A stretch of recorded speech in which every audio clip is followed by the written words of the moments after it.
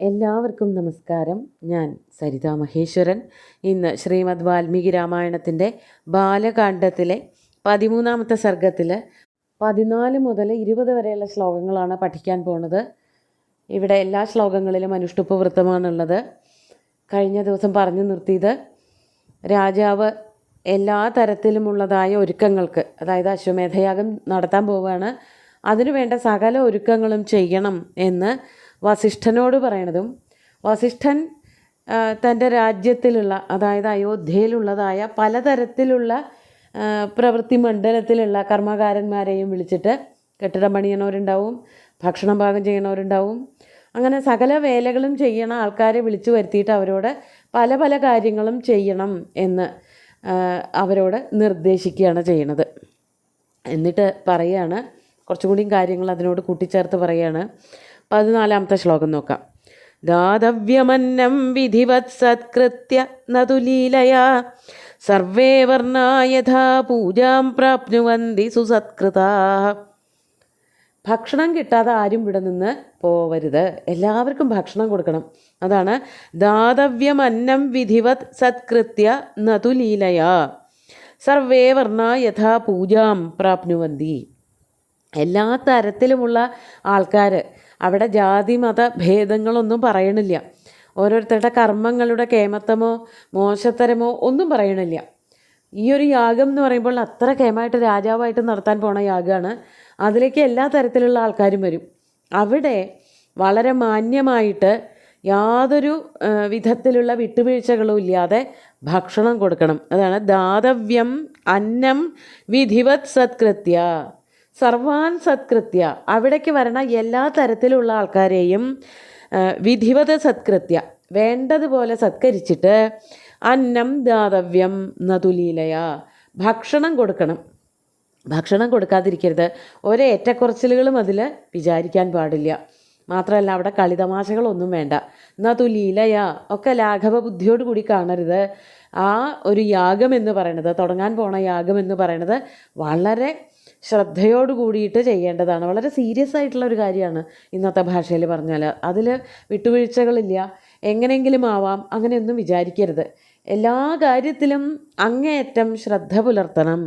കളിയായിട്ടൊന്നും ചെയ്യേണ്ട കാര്യമില്ല. നതുലീലയാ തമാശയായിട്ടൊന്നും ചെയ്യരുത്. എന്തുകൊണ്ട്? സർവേ വർണ്ണ എല്ലാ തരത്തിലുള്ള ആൾക്കാരവിടെ വരും. അപ്പോൾ ചില ആൾക്കാർക്കൊന്നും തമാശ എന്താന്ന് പോലും മനസ്സിലാവില്ല. കളിയാക്കിയാൽ തമാശയ്ക്ക് എടുക്കണവരുണ്ടാവും, കാര്യമായിട്ട് എടുക്കണവരും ഉണ്ടാവും. അങ്ങനെയുള്ളവരെ ഒന്നും ഒരു തരത്തിലും വിഷമിപ്പിക്കാത്ത വിധത്തിൽ വേണം കാര്യങ്ങൾ നടത്താൻ. അതാണ് സർവേ വർണ്ണ യഥാ പൂജാം പ്രാപ്നുവന്തി. എല്ലാ ജനങ്ങൾക്കും എങ്ങനെയായാലാണോ ബഹുമാനം കിട്ടുക അതേപോലെ പ്രവർത്തിക്കണം. സുസത്കൃതാഹ അവരെ നല്ലവണ്ണം സത്കരിച്ച് പൂജാം പ്രാപ്നുവന്തി എപ്രകാരം അവർക്ക് എല്ലാവർക്കും പൂജ നൽകാൻ പറ്റുമോ അതുപോലെ സത്കരിക്കുകയും യാഗത്തിനായിട്ട് ആ യാഗസ്ഥലത്ത് എത്ര പേർക്ക് ഇരിക്കാമോ അവിടേക്കൊക്കെ കൊണ്ടിരുത്തുകയും ഭക്ഷണം കൊടുക്കുകയും എല്ലാം വേണം. ഒന്നിലും ഒരു കുറവും വരാൻ പാടില്ല എന്ന് 2 ശ്ലോകങ്ങളെ കൊണ്ട് വീണ്ടും ചില കാര്യങ്ങൾ ഓർമ്മിപ്പിക്കുകയാണ്. നവജ്ഞാ പ്രയോക്തവ്യാ കാമക്രോധവശാദപി യജ്ഞകർമ്മസു യേ വ്യഗ്രാഃ പുരുഷാഃ ശില്പിനസ്തഥാ തേഷാമപി വിശേഷേണ പൂജാ കാര്യാ യഥാക്രമം യേ സ്യുത്സംപൂജിതാഃ സർവേ വസുഭിർഭോജനേന ച. 15ഉം 16ഉം ശ്ലോകങ്ങൾ കൂട്ടി ചേർത്തുകൊണ്ടാണ് അർത്ഥം പറയാൻ പറ്റുക. എന്നുവെച്ച അവജ്ഞാ പ്രയോക്തവ്യ ഏറ്റവും വലിയൊരു പാഠമാണ് ഇന്നത്തെ മനുഷ്യർ പഠിക്കേണ്ടതായിട്ടുള്ളൊരു പാഠം. ആരോടും അവജ്ഞ കാണിക്കരുത്. അവജ്ഞ എന്ന് പറയുമ്പോൾ നമ്മളൊക്കെ ആരോ ആണെന്നുള്ള തോന്നലിൽ നിന്നാണ് മറ്റുള്ളവരെ പുച്ഛിക്കാൻ തോന്നുക, മറ്റുള്ളവരോട് അവജ്ഞ കാണിക്കാൻ തോന്നുക. പ്രത്യേകിച്ച് ഓരോരോ പദവിയിലിരിക്കുന്നവർക്ക് മറ്റുള്ള സാധാരണക്കാരോടൊക്കെ അവജ്ഞ തോന്നാൻ സാധ്യതയുണ്ട്. അത് വരാൻ പാടില്ല. അതാണ് എന്നുവെച്ചാൽ അവജ്ഞാ പ്രയോക്തവ്യ.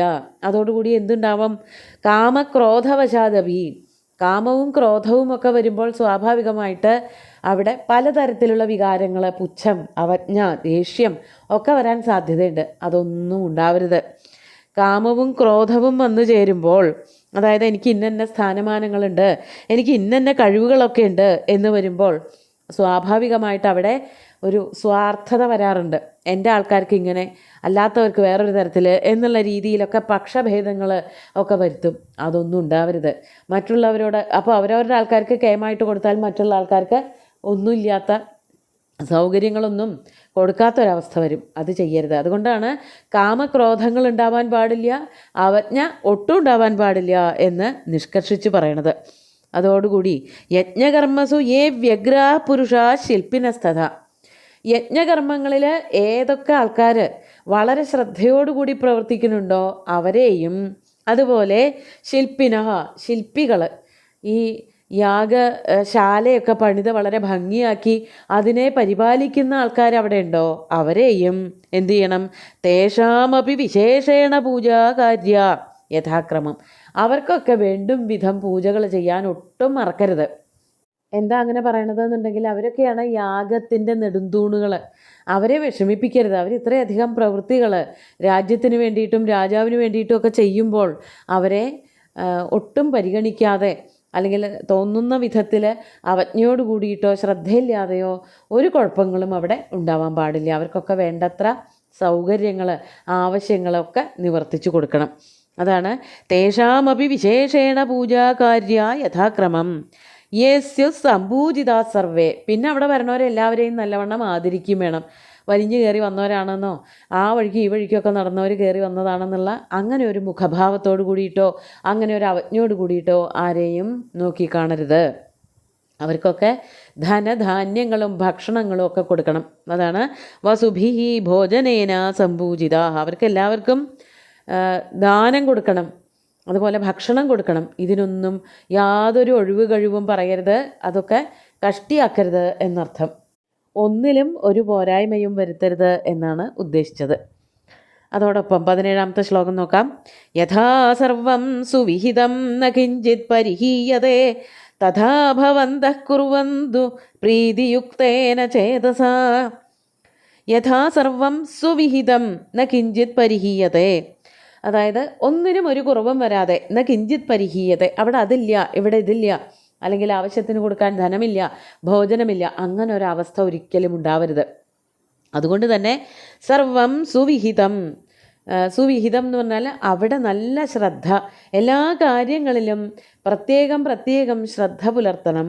ഒന്നിനും ഒരു കുറവുണ്ടാവരുത്. പൈസയ്ക്കായാലും ഭക്ഷണത്തിനായാലും സൗകര്യങ്ങൾക്കായാലും മര്യാദകൾക്കായാലും പെരുമാറ്റത്തിനായാലും ഒന്നും ഒരു കുറവുണ്ടാവാൻ പാടില്ല. തഥാ ഭവന്ത കുർവന്തു പ്രീതിയുക്തേന ചേതസ. ഇനി ഇതൊക്കെ ചെയ്തു കൊടുത്താലും മനസ്സിലിങ്ങനെ ഓരോന്ന് പ്രാവിക്കൊണ്ട് ശപിച്ചുകൊണ്ട് ആവരുത ഒന്നും ചെയ്യാൻ. അതാണ് പ്രീതിയുക്തേന ചേതസ. വളരെ അർപ്പണ മനോഭാവത്തോട് കൂടിയിട്ട് ഡെഡിക്കേറ്റഡ് ആയിട്ട് എല്ലാവരും അവിടെ പ്രവർത്തിക്കേണ്ടതാണ് എന്നുള്ള ഒരു ആജ്ഞയാണ് വസിഷ്ഠൻ പുരോഹിതൻ എല്ലാവരോടുമായിട്ട് പറയണത്. അപ്പോൾ അവിടെ കൂടിയിരുന്ന എല്ലാവരും കൂടിയിട്ട് വസിഷ്ഠനോട് എന്താണ് പറഞ്ഞതെന്ന് പറയാണ്. തതസർവേ സമാഗമ്യ വസിഷ്ഠമിതമബ്രുവൻ യഥേഷ്ടം തത്സുവിഹിതം ന കിഞ്ചിത് പരിഹീയതേ യഥോക്തം തത് കരിഷ്യാമോ ന കിഞ്ചിത് പരിഹാസ്യതേ. തതസ്സു മന്ത്രമാഹൂയ വസിഷ്ഠോ വാക്യമൻ അബ്രവീത്. അവിടെ കൂടിയിരുന്ന സകല ജനങ്ങളും കർമ്മകാരന്മാരായിട്ടുള്ള ആൾക്കാരൊക്കെ അവിടെ ഉണ്ടായിരുന്നല്ലോ, അവരെല്ലാവരും വസിഷ്ഠൻ്റെ അടുത്ത് വന്നിട്ട് ഇപ്രകാരം പറഞ്ഞു. വസിഷ്ഠം ഇതം അബ്രുവൻ. വസിഷ്ഠനോട് ഇങ്ങനെ പറയാണ്. എന്താ പറഞ്ഞത്? യഥേഷ്ടം തത്സുവിഹിതം. ഞങ്ങളെല്ലാം വേണ്ടതുപോലെ എല്ലാ കാര്യങ്ങളും ഉത്തരവാദിത്വത്തോടു കൂടി ചെയ്തോളാം, അതിൽ യാതൊരു കുറവും വരാൻ പോണില്ല. എന്നാൽ കിഞ്ചിത് പരിഹീയത, അവിടെ ഒന്നിനും ഒരു കുറവും വരില്ല. അത് കഷ്ടിയാണ് ഇത് കഷ്ടിയാണ്, ഇവിടെ ആരുമില്ല, അന്വേഷിക്കാൻ ആളില്ല, അങ്ങനെയൊന്നും ഇനി വരാൻ വഴിയില്ല. യാഗം തുടങ്ങി കഴിയണത് വരെ എല്ലാവരും ശ്രദ്ധയോടുകൂടി തന്നെ വർത്തിച്ചോളാം. യഥോക്തം തത് കരിഷ്യാമോ ന കിഞ്ചിത് പരിഹാസ്യത. മാത്രമല്ല മറ്റുള്ളവരെ കൊണ്ട് ഒരു വാക്ക് പോലും പറയിക്കാതെ, മോശമായി ദശരഥൻ്റെ യാഗത്തിൽ ഇതൊക്കെ കാര്യങ്ങൾ നന്നായി, ചിലതൊക്കെ മോശമായി എന്ന് ആരെക്കൊണ്ടും പറയിക്കാതെ ഞാൻ പരിപൂർണമായിട്ട്, ഞാനല്ല ഞങ്ങളെല്ലാവരും കൂടി പരിപൂർണമായിട്ടത് ഏറ്റെടുത്തോളാം എന്ന് അവിടെ കൂടിയിരുന്ന ആൾക്കാരെല്ലാവരും വസിഷ്ഠനോട് അറിയിച്ചു. അതിനുശേഷം തതസുമന്ത്രമാഹൂയ വസിഷ്ഠോ വാക്യമബ്രവീത്. അതിനുശേഷം വസിഷ്ഠൻ മന്ത്രിപ്രമുഖനായിട്ടുള്ള സുമന്ത്രരെ വിളിച്ചിട്ട് ഇപ്രകാരം പറഞ്ഞു. എന്തൊക്കെയാണ് പറഞ്ഞത് എന്നുള്ളതിൻ്റെ തുടക്കമാണ്. അത് 20ാമത്തെ ശ്ലോകത്തിൽ, ഇന്നത്തെ അവസാനത്തെ ശ്ലോകത്തിൽ അത് പറഞ്ഞിട്ട് ബാക്കി ആരെയൊക്കെയാണ് ക്ഷണിക്കാനുള്ളതെന്നുള്ളത് അടുത്ത ദിവസം നോക്കാം. നിമന്ത്രയസ്വ നൃപതീൻ പൃഥിവ്യാം യേ ച ധാർമ്മികാഃ ബ്രാഹ്മണാൻ ക്ഷത്രിയാൻ വൈശ്യാൻ ശൂദ്രാംശ്ചൈവ സഹസ്രശ. ആരെയൊക്കെ ക്ഷണിക്കണമെന്ന് പറയാണ്. നിമന്ത്രയസ്വ നൃപതീൻ പൃഥിവ്യാം യേ ച ധാർമ്മികാഃ.